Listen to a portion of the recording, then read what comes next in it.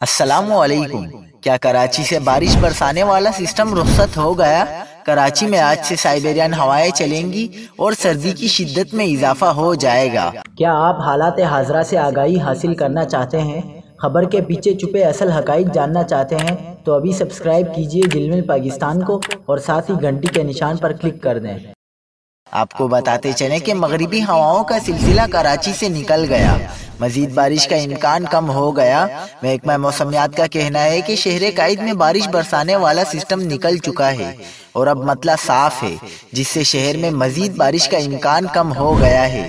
محکمہ موسمیات کے مطابق آئندہ 24 گھنٹوں کے دوران مطلع صاف اور کبھی جزوی ابرآلود رہنے کا امکان ہے، جبکہ شہر کا کم سے کم درجہ حرارت 13.3 ڈگری سینٹی گریڈ ریکارڈ کیا گیا۔